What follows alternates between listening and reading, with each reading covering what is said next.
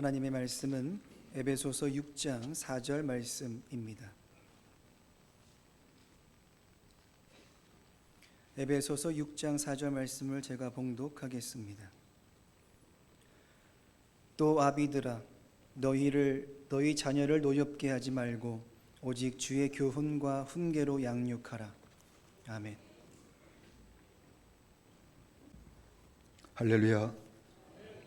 임마누엘 성가대가 찬양으로 하나님께 영광을 돌렸습니다. 사육이라고 하는 말이 있죠. 양육이라고 하는 말이 있죠. 사육이라고 하는 말은 먹여 기르는 것을 의미하고요. 양육이라고 하는 말은요, 인격이 자라도록 가르치고 기르는 것을 말하는 것입니다. 우리가 자녀를 다 기르는데, 자녀를 기를 때 물론 다 먹여줘야 되겠지만, 밥 먹여주고 옷 입혀주고 육의 필요만 채워준다면 그것은 양육하는 것이 아닙니다. 그건 사육하는 것이다. 그렇게 말씀드릴 수가 있어요.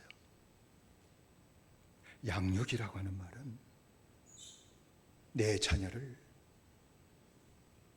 하나님의 성품을 담도록 기르는 것이고, 그리고 하나님의 앞에서 하나님의 축복을 살도록 그렇게 기르는 것이에요. 내 자녀를 하나님의 인격을 담도록 그렇게 키우려면 사도바울은 오늘 두 가지를 얘기했죠. 먼저 훈계로 양육해야 된다 라고 했습니다.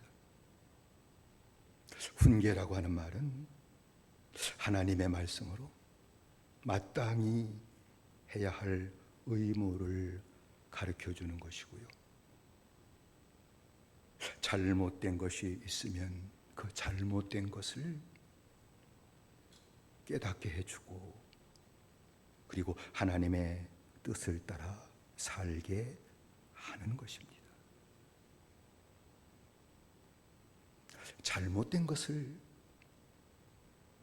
고쳐주지 않으면, 그걸 가만 놔두면 잘못된 것이 생활이 될 겁니다. 계속 반복되면 그게 생활이 돼요. 이 잘못된 이 생활이라고 하는 것은 곧바로 그의 인격이 된다고 말씀드릴 수 있어요. 그래서 매사 잘못된 것만 생각하고 잘못하는 아주 못된 놈이 될 수 있는 것입니다.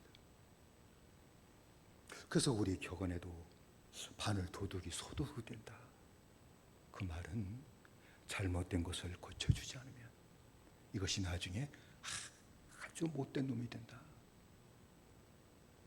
자식을 부모가 잘못 키우면 못된 놈이 된다, 그런 뜻으로 나온 얘기가 아니겠어요? 자녀를 훈계하고 징계하는 것이 부모가 해야 할 가장 어려운 일이죠. 참 어렵습니다.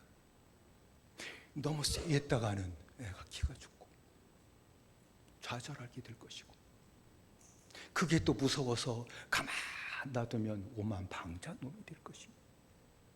이거 훈계하는 거 참 어려운 일입니다.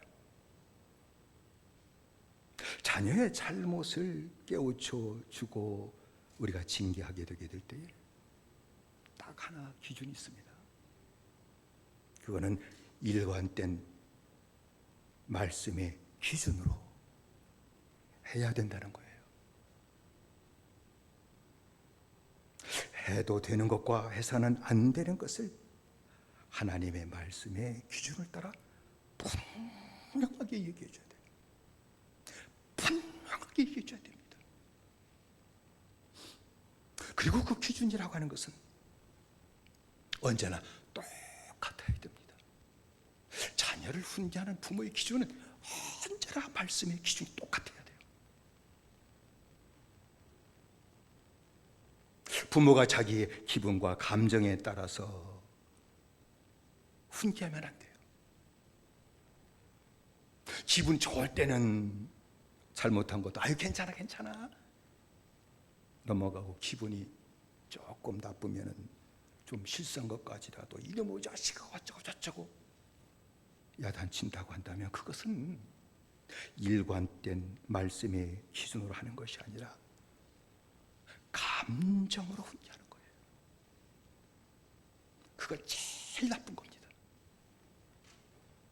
부모가 감정 갖고 자녀를 야단치는 것은 훈계 중에 가장 나쁜 방법이에요. 그건 절대 듣지 않습니다. 자녀가 잘못을 했을 때 또 왜 그랬어? 아니, 그렇게 야단치는 말을 하기 전에 승질은 난다 할지라도 잘못한 것에 대해서 분명하게 얘기를 해줘야 됩니다. 어린아이라 할지라도요, 부모 말을 다 알아듣습니다. 아, 왜 애들이 뭘 안다고 그래? 아, 그러지 마요. 다 알아들어요. 말할 줄 알면 다 알아듣습니다. 말할 줄 몰라도 돌만 되면 다 알아듣습니다. 자기 뜻을 표현 못할 뿐이지 부모가 말하는 것은 다 알아듣습니다. 그래서 내가 잘못한 것이 무엇인지를 부모가 조금 얘기해 주면 다 알아듣고 아, 이게 잘못된 거구나 하는 것을 깨닫는다는 것이죠. 여러분, 자녀를 훈계하게 될 때 특별히 해야 될 것 중에 하나가 뭔가 아니, 자녀의 때를 꺾는 겁니다. 자녀 키우다 보면 다 애들이 떼 쓰는 걸 배워요. 그렇죠? 자녀 다 안 키워봤나 보다. 아주 생떼 쓰고 억지 다 부립니다. 애들이 그렇게 부모에게 떼를 쓰는 것은 부모의 생각이 잘못되었고 자기 생각이 옳기 때문이 아닙니다. 애들이 떼를 쓰는 것은 부모의 뜻을 꺾고 자기 뜻을 관철시키기 위해서 그러는 겁니다. 이미 인식이 됐어요. 애들이 떼를 쓰면 부모가 생각을 바꿔서라도 내가 원하는 걸 해준다. 이걸 부모가 먼저 교육시켜 준 거예요. 그러니까 떼 쓰는 거예요. 부모를 이용하는 겁니다. 애들이요, 더 영악해요. 부모를 어떻게 이용할 줄도 알아요. 그래서 뗐어요. 거기에 다 부모가 넘어집니다. 안 통하면 뭐 길거리 넘어져 뗐으면 그거 어느 부모가 감당해요. 그냥 마트에 가서요, 뭐 이거 사달라고 먹을 거 안 사준다. 그냥 막 넘어져가지고 막 뗐으면 창피는 부모 몫이지. 그래서 수습할 방법도 없으니까 알았다. 그래. 사. 다 그러잖아요. 근데 자식의 때에 굴복하면 안 된다는 거예요. 자식의 생때에 굴복하고 들어주면 그것이 생활이 돼요. 떼 쓰는 것이 생활이 됩니다. 장성에서도 떼를 씁니다.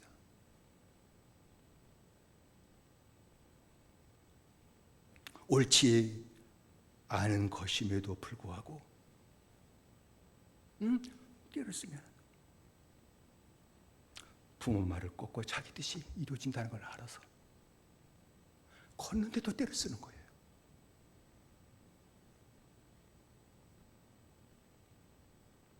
부모의 말을 꺾어버려요. 그게 부모가 권하는 말이 잘못된 것도 아닌데 이래 되고 저래 될 문제인데도 불구하고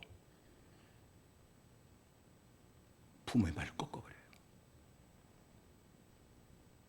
그리고 자기 뜻을 관철시켜요. 학교에 가서도 그래요. 오늘은 더 심한 것 같아요. 친구한테도 선생님한테도 생들을 써버리죠. 억지로 부려요. 그럼 거기 다 녹아나버려요. 교회에서도 마찬가지죠. 자기 생각, 자기 뜻을 관철시키기 위해서 떼쓰고 억지를 부려요. 이래 봐도 저래 봐도 그거는 바른 것이 아닌데도 불구하고 그래요. 사회나가서도 마찬가지죠. 때를 쓸 거예요. 들어주지 않으면 혈기를 부릴 겁니다. 대들 겁니다. 그도 안 통한다? 어느 세상이 떼쓴다고 들어줍니까? 세상 직장에 가서 안 들어준다? 그러면 그때는 본인 스스로가 절망을 해버려요. 아, 못 살겠다. 좌절을 해버리죠. 더 이상 사회생활하지 못하는 무서운 지경까지 이르게 됩니다. 이유는 딱 하나예요. 세상이 불합리해서가 절대 아닙니다. 불합리한 것은 혼자냈지만 그러나 어려서부터 떼쓰는 것이 통했기 때문에 그런 거예요. 그것이 생활이 됐고 그것이 그의 인격이 됐기 때문에 이런 일들이 나타나는 것이죠.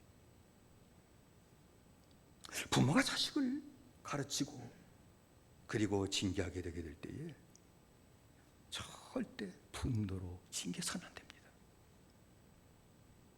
분노로 징계하는 것은 자녀에게 분풀이를 하는 겁니다. 잘못된 것이라 할지라도 분노로 한다면 그거는 분풀이에요. 분노의 징계는 자녀가 잘못된 것을 깨닫는 것이 아니라 부모의 분노에 굴복시키는 겁니다. 이것이 학습이 되면 나중에는 분노의 사람이 됩니다. 그리고 다른 사람들까지라도 분노로 굴복시키는 그런 일을 하고 살게 됩니다. 왜냐하면 그것이 가정에서 배웠기 때문에 그런 거예요. 여러분 자녀를 훈계하고 말씀을 갖고 깨닫게 하고 징계하게 될 때에 절대 또 해서는 안 될 일인 거니 마음을 아프게 하지는 마세요. 분노로 징계하면 마음을 아프게 하는 겁니다. 어떻게 되면 죄가 아프도록 징계를 해야 돼요. 마음 상처받게 징계하는 것이 아니라 잘못한 죄를 죄가 그 아파지도록 징계하는 것이죠. 그럴 때 죄에 대한 미움이 생겨요. 아, 이러면 안 되는 거구나. 이런 징계는 어떻게 하는 거니? 사랑으로 하는 징계입니다.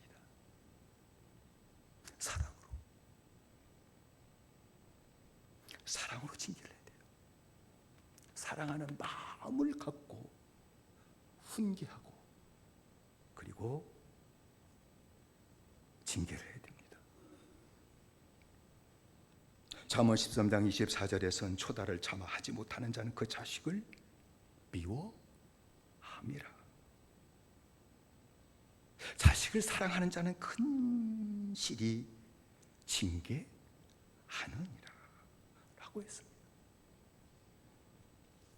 우리들 옛날부터 전해오는 말이 있잖아요. 귀한 자식일수록 어떻게 해라? 엄히 키워라. 엄히, 그 말 엄하게 때라는 얘기가 아니죠. 바르게 가르치고 훈계해야 된다. 귀할수록 그리 하는 거다. 오늘날 또 유행하는 측근 가운데 귀한 자식일수록 회초리를 아끼지 마라. 오늘 같은 뭐 인권, 자식의 인권, 학생의 인권을 강조한 세계는 때려? 그건 말도 안 되는 소리지만 아닙니다. 엄히 옳고 그름을 알려줘야 된다. 그건 정확하게 일관되게 하나님의 말씀의 기준에 의해서 가르쳐야 된다는 것이죠. 그래야 자식이 양육되는 겁니다. 어떻게? 하나님의 성품을 닮은 하나님 앞에서 사는 인격으로 세워지게 될 때에 하나님의 복을 받게 된다는 것이죠.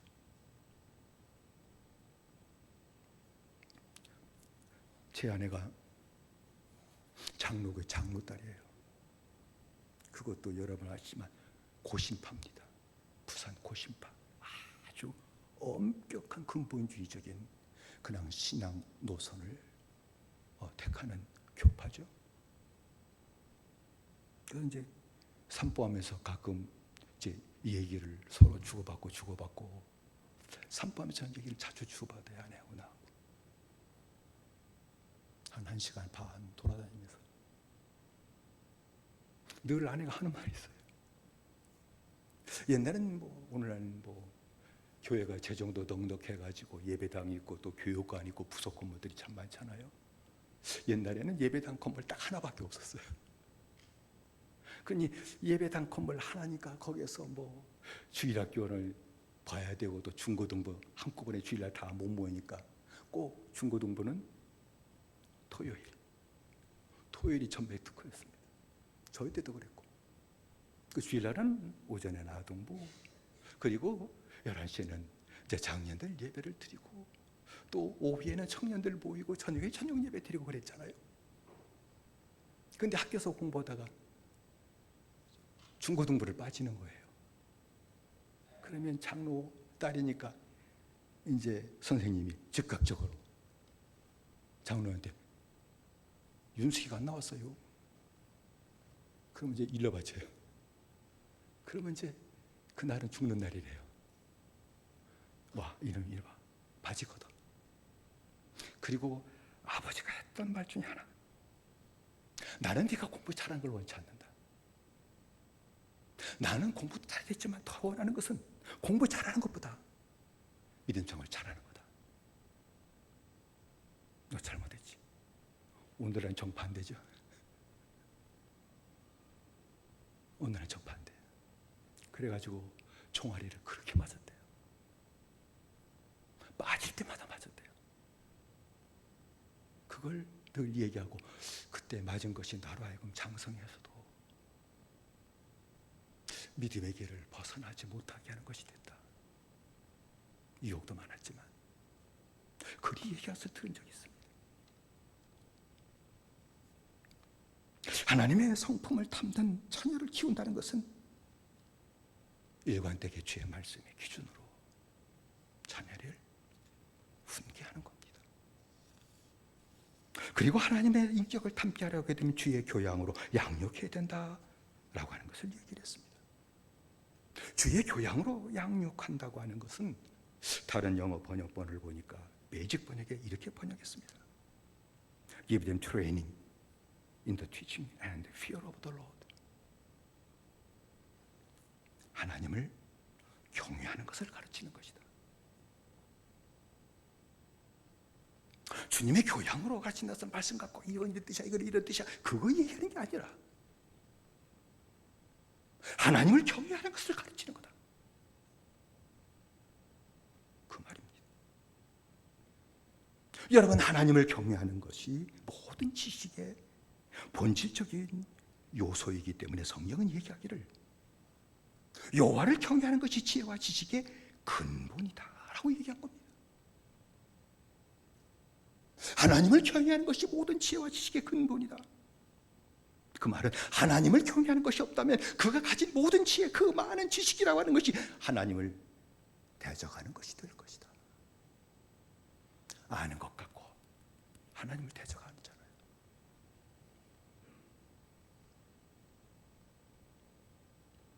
그래서 하나님을 경외하는 것을 가르치라는 겁니다.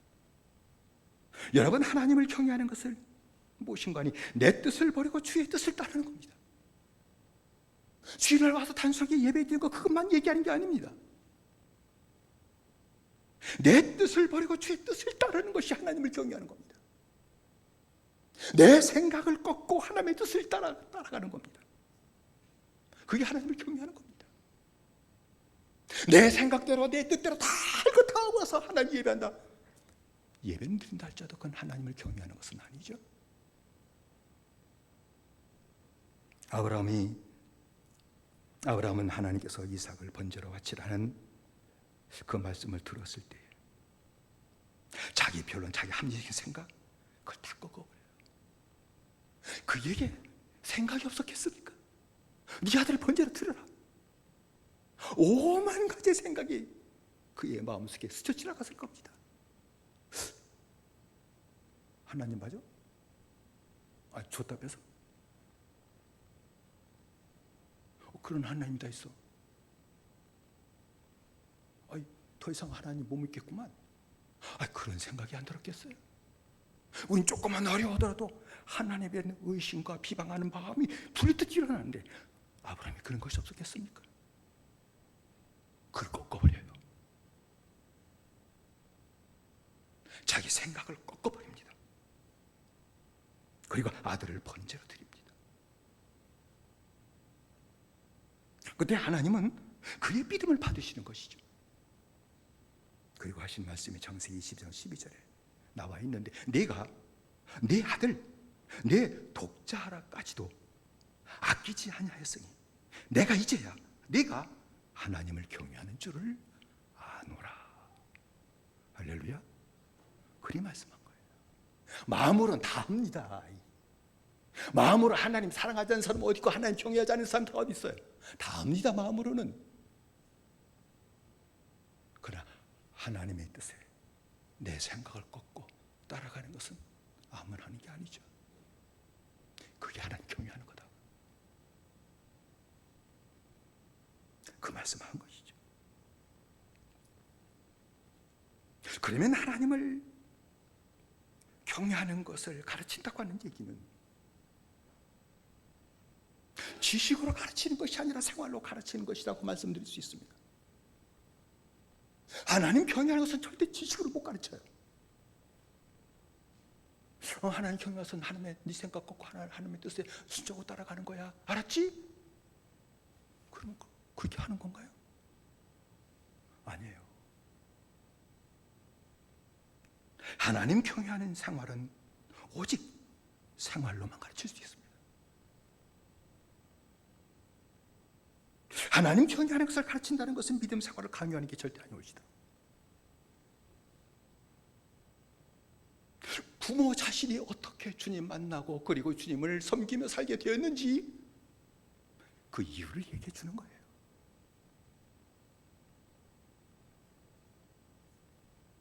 어떻게 주님을 만나게 되었는지를 얘기해 주는 겁니다. 주님 만나고 나서 내가 죄를 깨달은 죄를 회개하고 그리고 그 죄 사함 받은 놀라운 은혜와 축복받고 살게 된 것을 얘기하는 겁니다. 왜 내가 회개하고 사함 받은 것이 부끄럽다고 생각하십니까? 왜 그걸 자녀한테 얘기하는 것이 왜 부끄럽다고 생각하십니까? 여러분이 그 얘기 안 해도 다 알아요. 부모가 딴짓하고 다니는 거. 자식들은 모르는 줄 아십니까? 감으로 다 알아요. 아빠가 이상해졌는데, 엄마가 이상해졌는데.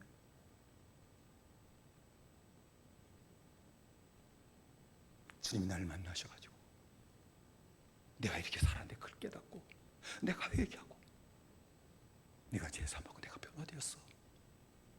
아빠가 이렇게 변화된 거야. 엄마가 이렇게 변화돼서 살고 있는 거야. 그거 얘기해 주는 거예요.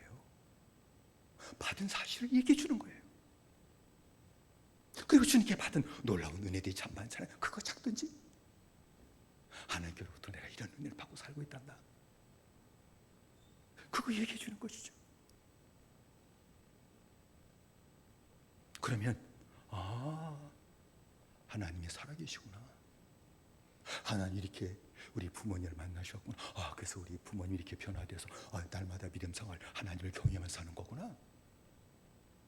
그거를 알게 된다는 거예요.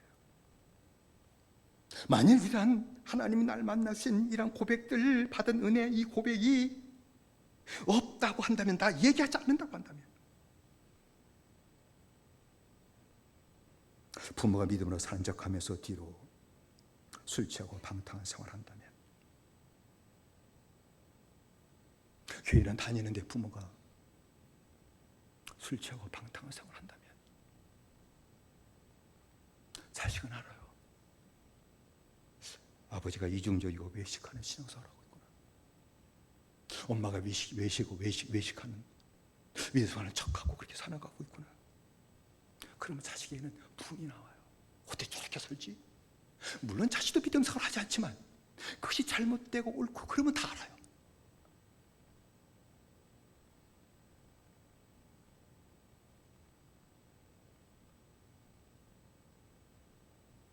화가 나요. 부모님이 믿음생활 잘하는 말이 절대 귀에 안 들어와요. 들어올 리가 없습니다. 그런 말쯤마다 속으로는 부모님이나 신앙생활 잘하세요 라고 말하고 싶은 생각이 굴뚝 같다 할지라도 부모님이니까 그 얘기를 하지 못하고, 그러나 속으로는 부모님의 가시적인 모습에 염증을 느끼고 믿음 생활하는 것 자체에서 염증을 느끼고 반항할 겁니다. 방황할 겁니다. 자식들이 교회 나가도 내 자식들이 방황해요. 그거 여러분 모르시나요? 그리고 나중에 믿음을 떠날 겁니다. 그렇게 신앙생활 나 믿음 생활하지 않겠다 하고 믿음을 접고 떠날 것입니다. 자식에게 하나님 경외하를 주의 교양으로 가고 양육하라, 경외하는 것을 가르친다고 하는 것은 부모가 하나님을 경외하는 생활을 보여줘야 돼요. 방법이 이것밖에 없어요. 여러분, 세상에서는 자식은 부모의 뒷꼭지를 보고 배운다는 걸 다 얘기하고 있잖아요. 뒷꼭지, 꼭뒤.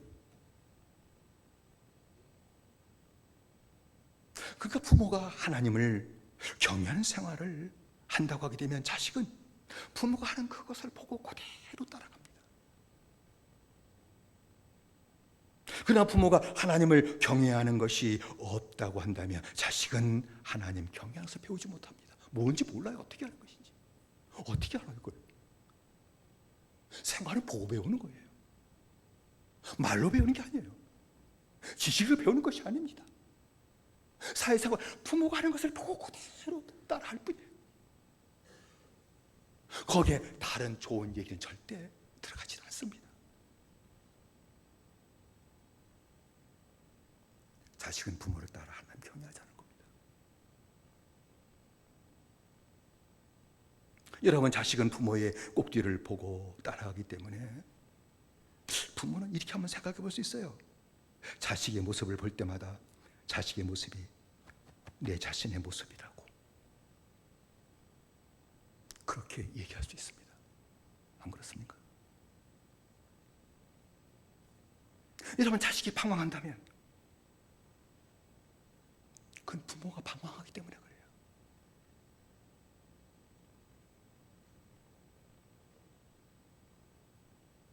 여러분, 자식이 거역한다면 부모가 주님께 분명히 거역하는 생활이 뭔가 보였을 거예요. 그거 그대로 따라가는 겁니다. 자식이 늘 화를 내고 분노를 바란다고 하게 되면 부모가 분노를 품고 사는 것을 보고 그대로 보고 따라하는 것밖에 없습니다. 자식이 억지를 부린다고 하게 되면 그건 부모 모습이에요. 부모가 매사에 억지를 부리고 살기 때문에 그것을 보고 그대로 따라가는 것밖에 없을 겁니다. 여러분, 야곱의 아들들 가운데 요셉과 형들의 믿음 생활이 다른 것을 성경도 얘기하고 있죠.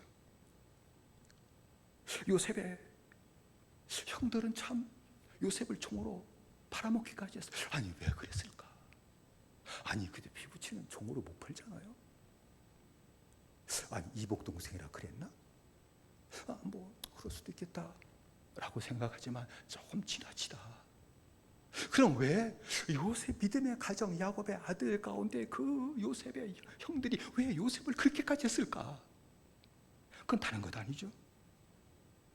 아버지를 보고 배운 거예요. 변화되지 못한 아버지를 보고 자랐기 때문에 육신적인 자를 벗어나지 못했다는 겁니다. 외삼촌 집에 있어서 결혼하고 태어난 자식들이니까 거기서 20년을 지내면서 낳은 자식들이니까 아버지가 수단 방법을 가리지 않고 자기 것을 취하고 자기 뜻을 이루는 것을 그것을 분명히 보았어요. 내 뜻을 이루려고 수단 방법을 가리지 않는 거구나.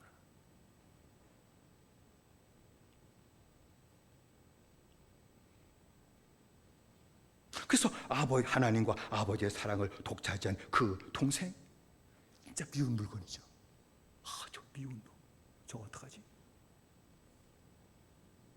그래서 급기야는 아버지의 사랑을 차지하고 싶은 마음으로 동생을 그럼 없애버리자. 그럼 되는 거지? 이런 생각까지 형들이 하게 된 거예요. 그래서 나중에는 야, 죽이는 것은 좀 그렇다. 이스마엘 상여는 것을 야, 팔아버리자 해가지고 요셉을 이스마엘 상인에게 은 20을 받고 팔아버린 것이죠. 그것도 형들이. 요셉은 그런 형들 속에서 온전한 믿음 생활을 해요. 그것은 아버지 야곱이 야복강에서 깨어진 후에 깨어진 모습을 보고 성장했기 때문입니다. 아버지가 변화되어서 주님을 경외하고 주님과 함께 사는 것을 그때 요셉은 늦게 태어났으니까 그걸 보고 자란 거예요. 그래서 어려서부터 하나님을 경외하는 생활이 아버지를 통해 배우고 했던 것입니다. 아버지가 하나님을 경외하고 하나님의 아버지와 함께하는 그것을 본 거예요.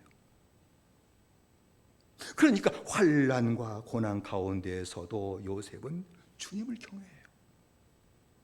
그리고 말씀 따라 거룩하게 살기 힘을 다합니다.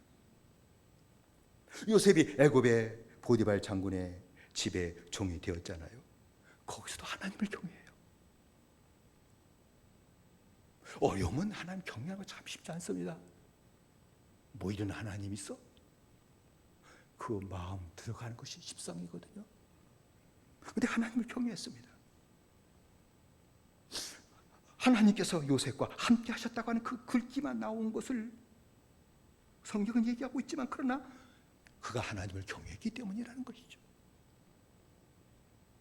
하나님은 하나님을 경외하는 그 요셉의 믿음을 받으시고 함께 하셔서 보디발 집에 복을 내려주셔요. 참 하나님의 역사도 기가 막히죠. 종놈이 됐으니까 보디발 장군의 집에 요셉을 위해서 복을 내리면 이 요셉을 잘 대어주겠지. 그래서 눈에 띌 정도로 하나님께서 보디발 장군의 집에 복을 내려요. 하나님을 섬기는 자는 아니었지만 하나님이 함께하는 요셉을 통해서 내 집이 이렇게 큰 부자가 됐다는 것을 알아요. 그래서 보디발은 요셉을 가정의 총무로 세워주죠. 총무로 세워주면 더 잘 보살피면 하나님이 요셉 때문에 내게 더 큰 복을 주시겠구나, 그런 생각이었을 거예요. 그래서 보디발 장군의 집에 모든 소유를 다 주관하게 했습니다. 근데 보디발의 아내가 이 요셉 20살 정도 되니까 준수한 모습, 이 모습에 빠져요. 그래가지고 유혹하는 거예요. 나하고 하룻밤 자자. 때마침 집안에는 아무도 없어요. 남편도 궁으로 이스터 들어갔고 종들은 다 일터로 나갔고 아무도 없으니까 같이 자자 하고 요셉을 끌게 될 때 요셉이 붙잡힌 옷을 벗어버리고 도망쳐 나갔잖아요. 요셉은 하나님을 경외하는 것이 그의 생활이었기 때문에 음란한 죄에서 도망쳐 나가요. 그 대가가 나중에 어떻게 온다는 것을 알고 있었음에도 불구하고 하나님을 경외하는 것이 없으면 여주인과 잘 통하면 내가 더 신세가 좋아지겠지라고 하는 얄팍한 생각이 있을 수 있겠지만 그것까지도 깨뜨려버리고 하나님을 경외하는 마음을 갖고 여주인의 손에서 도망가 버려요. 죄에서 도망갔습니다.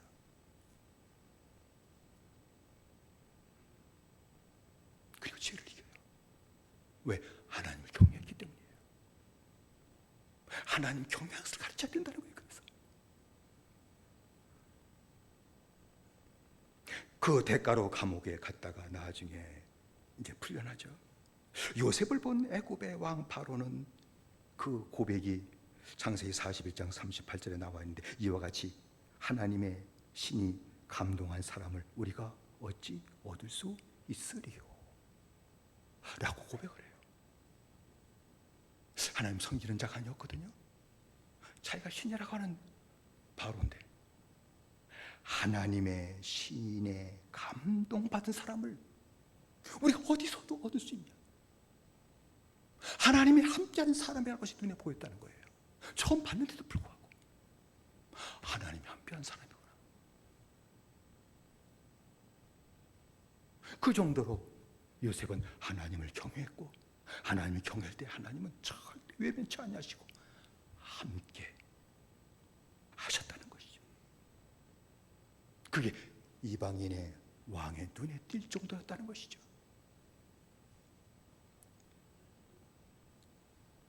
그래서 요셉은 애굽의 총리가 돼요. 그를 높여줘요. 다른 사람이 없으니 요셉을 총리로 세우고 그리고 애굽의 모든 문제를 다 관할하고 다스리도록 바로의 권한까지 다 위임해 주기까지 했던 것을 볼 수 있습니다. 요셉이 애굽의 총리가 되어 자기 종으로 판 형들을 만났을 때예요.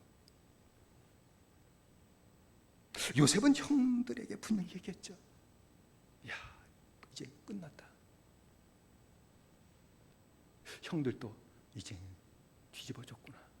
어떻게 저놈이 살아있디야. 아이, 그것도 거지로 살아있으면 괜찮지. 어떻게 애굽의 총리로 살아있냐. 이제 우리가 그 밑에 있으니 이제 죽었구나 라는 생각을 가졌을 거예요. 그때 요셉이 형들에게 얘기하죠. 창세기 45장 5절 8절이에요. 당신들이 나를 이곳에 팔았으므로 근심하지 마소서, 한탄하지 마소서. 이제 죽었구나, 끝이다. 그런 마음 가지도 마세요. 그런 뜻이죠. 하나님이 생명을 구원하시려고 나를 당신들 앞서 보내셨나이다. 이 땅에 2년 동안 흉년이 들어서는 아직 5년은 기경도 못하고 수도 못할지라. 하나님이 큰 구원으로 당신들의 생명을 보존하고 당신들의 후손을 세상에 두시려고 나를 형님들 앞서 보내셨나니 그런즉 나를 이리로 보낸 자는 당신들 형님이 아니요 하나님이십니다. 하나님이 나를 이곳에 보내셔가지고 바로의 아비를 삼으시고 바로의 집에 주를 삼으시며 애굽 온 땅에 치리자로 삼으셨습니다 라고 그렇게 요셉이 형들에게 신앙 고백하며 형들을 용서하고 위로하는 말씀이 기록된 것을 볼 수 있습니다. 하나님을 경외하는 자죠. 그 얘기예요.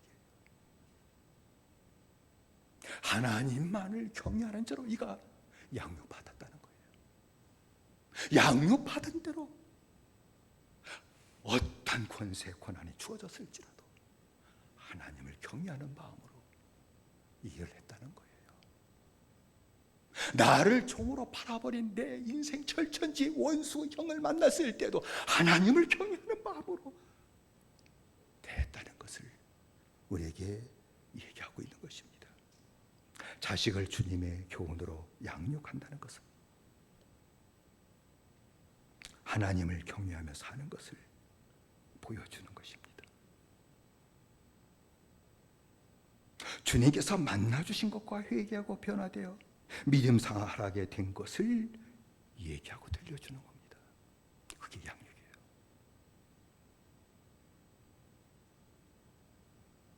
주님의 훈계로 양육한다는 것은 주님의 사랑으로 훈계함으로 악을 버리고 말씀을 따라 살게 하는 것입니다.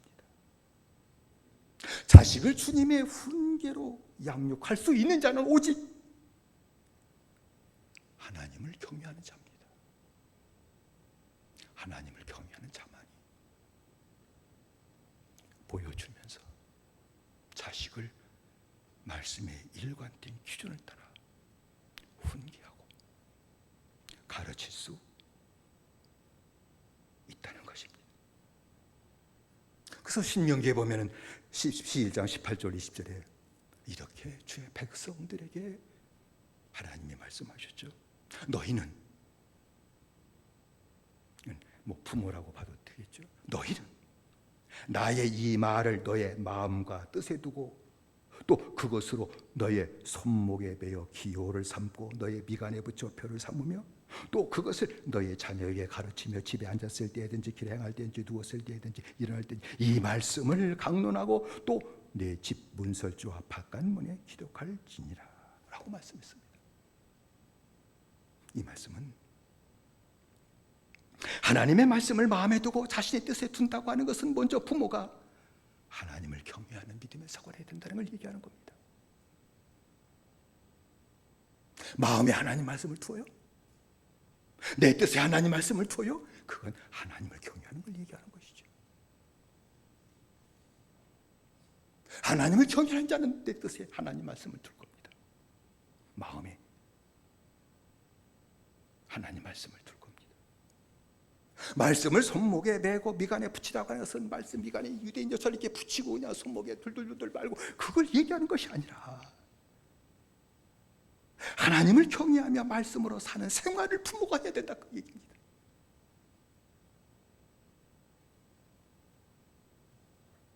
말씀을 진문설주와 바깥문에 기록하라는 얘기는 그렇게 뭐 입춘택이라 그 써붙인 대신에 말씀을 써붙이라 그 뜻이 아니라 하나님을 경외하며 말씀 따라 사는 가정이 되도록 해라 그 말이죠.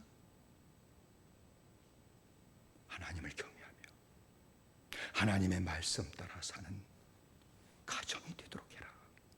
먼저 부모가 경외하고 경외하는 생활을 해라 그 말이죠. 그럴 때 자식을 하나님을 경외하며 말씀으로 살도록 양육할 수 있다 그 말입니다.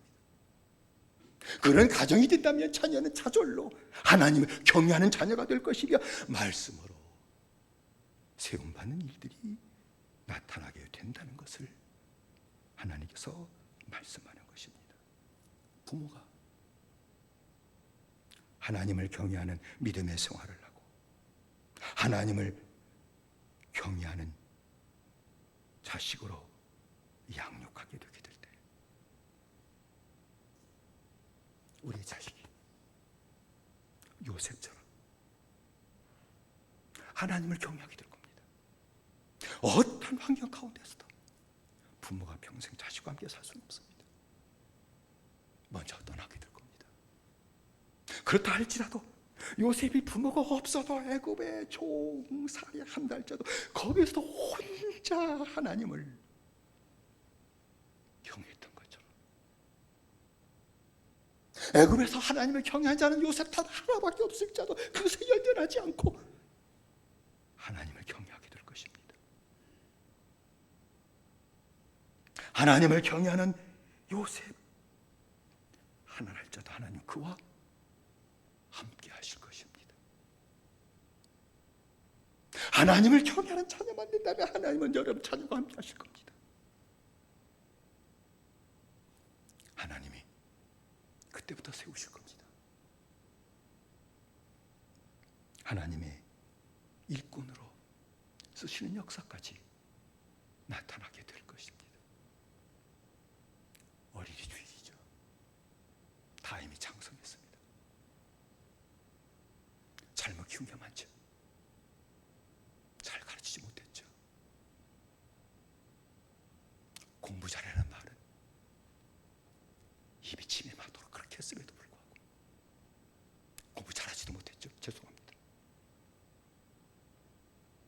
문제는 하나님을 경외하는 가정생활이 이루어지지 않았다는 거예요.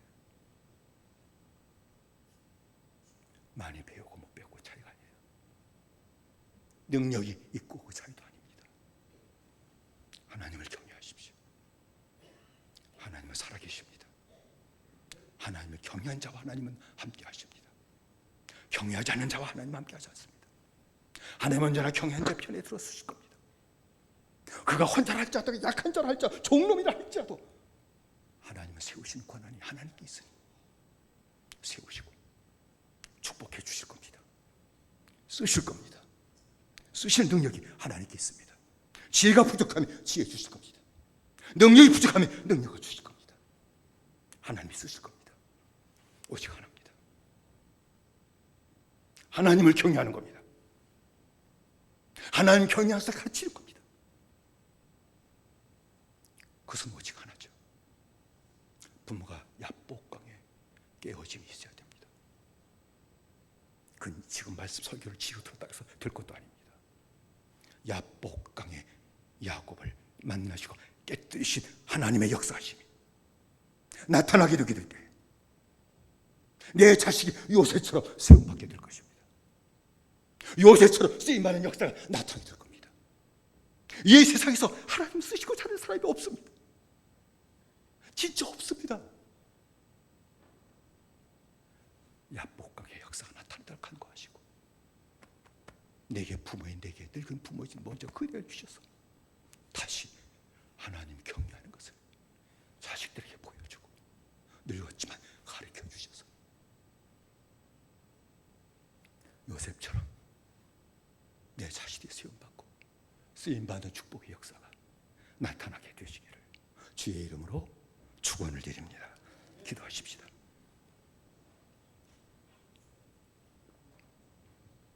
합심에 기도하십시다. 우리가 기도할 제목은 주님, 자녀를 잘못 키운 것은 내가 믿음 생활을 잘못했기 때문입니다. 하나님을 경외한 생활을 내가 하지 않았기 때문입니다. 나를 먼저 만나 주십시오. 부모인 내가 부지합니다. 변화되기 전에 야곱 보고 자란 자식들은 다 잘못됐습니다. 야복강에 변화된 것을 보고 자란 자식은 요셉 하나다 할지라도 하나님을 경외하는 믿음을 갖고 세움받았고 하나님 함께 하신 축복을 받아들이고 하나님 일을 하는 자로 세움받았습니다.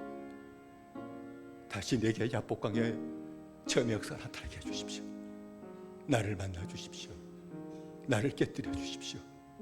옛날 야곱의 모습을 사라지게 하시고 변화된 야곱의 새 모습이 내게 나타나게 하시고 하나님을 경외한 자 되게 하시고 지금부터라도 다시 내 자녀들이 하나님 경외하는 신앙으로 세움받게 하셔서 그들이 하나님의 은혜 가운데 쓰임받고 세움받는 축복의 역사가 나를 통해서 먼저 나타나도록 은혜대로 달라고 우리 아주 세 번 보람비어 기도하십시다. 주여 주여 주여. 살아신 아버지 하나님이 우리 경청들이 셨기 바를 간절히 빌고 원합니다. 아버지 하나님과 야곱의 모든 열두 아들이 있었지만 그러나 열 아들은 아버지 야곱이 변화되기 못해 이스라엘의 아버지 하나님 태어나지 않기 때문에 변하지 못한 아버지의 모습을 보고서 하나님의 견해 시작을 갖지를 못했습니다. 그에게로 이제 육신적이었고 악이 나타나는 그런 자녀되어 말았기 때문에 하나님 앞에 쓰임받을 수가 없었습니다. 그러나 아버지 야곱이 야복강에 깨어지고 변화되고 나타날 때 하나님을 온전히 경외한 자가 되게 될 때 그 모습을 본 어린 아버지 요셉은 하나님을 경외하는 자로 성장하셨으며 하나님을 경외한 자 성장하게 되게 될 때 어떤 환난과 고난 가운데 있을 때도 야곱의 조로 혼자 팔려가서 살 길도 막막했지만 그러나 그때부터 하나님을 경외하는 믿음의 생활은 하나님 함께 하신 생활이 바뀌어지게 되었고 하나님의 능력 가운데로 말미암아 그가 아버지 준비되고 세움받고 쓰임받을 역사까지 나타나게 되었음을 우리에게 말씀하셨사오니 주여 우리에게 은혜대로 셨기를 원합니다. 먼저 부모인 우리에게 야복강의 역사가 나타나도 다시 한번 은혜 주시기를 원합니다.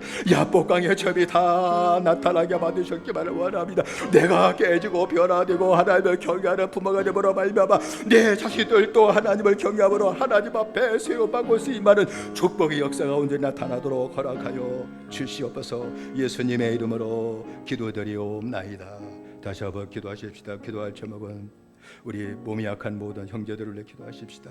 식구들 가운데 몸이 약한 식구들을 위해 기도하시고 우리 교우 형제들 가운데 이면수 권사, 종자 권사, 최원자 권사, 우리 최옥수 권사, 나남도 집사, 우리 사완진 성도, 우리 김용복 집사, 우리 성예수 권사 그들 다 붙들어 주시고 고쳐주시는 은혜를 달라고 우리가 주여 세 번 부르고 함께 기도하십시다. 주여 주여 주여. 살아신 아버지 하나님이여, 아버지 우리 식구들 가운데 몸이 약한 성도의 아버지 식구들이 있습니다. 주님 붙잡으셨기만을 원합니다.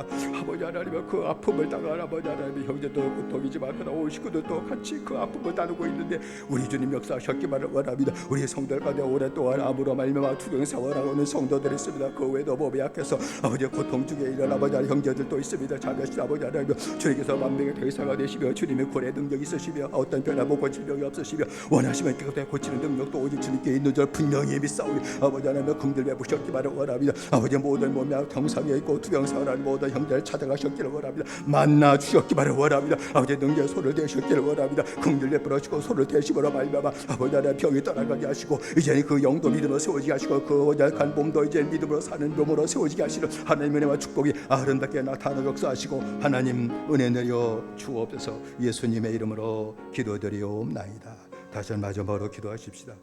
어린 자녀가 있으면 자녀를 기도하십시다. 장성했을지라도 자식일 뿐입니다. 위해서 기도하십시다.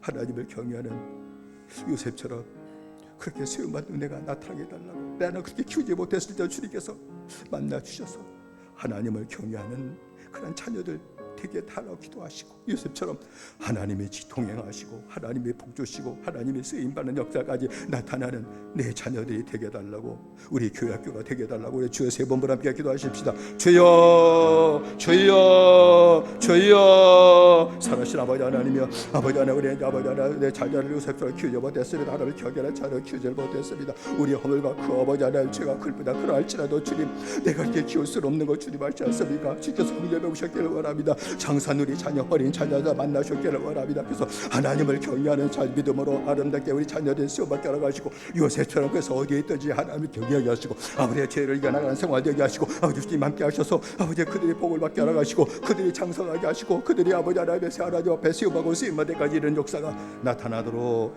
은혜 내려 주시옵소서. 예수님의 이름으로 기도드리옵나이다. 아멘.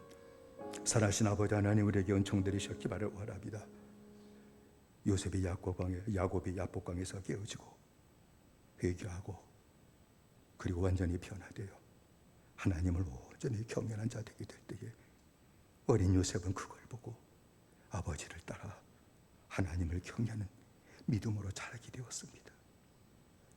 하나님이 함께 하시는 믿음이 얼마나 강력했던지 애굽의 종으로 팔려갔을지라도 혼자라도 하나님을 경외했습니다. 하나님 그와 함께 하셨습니다. 그에게 지혜도 주시고 능력도 주시고 권세도 주셔서 세움 받게 하시고 쓰임 받게 하셨습니다. 우리를 만나 주십시오. 부모가 먼저 야복강의 체험이 나타나게 하시고 하나님 먼저 경외하며 살아가는 믿음의 생활 되게 하시고, 우리의 자녀도 요셉처럼 다 하나님을 경외하는 자녀, 하나님 앞에 세움받고 쓰임받는 자녀가 되도록 축복하여 주옵소서. 예수님의 이름으로 기도드리옵나이다. 아멘.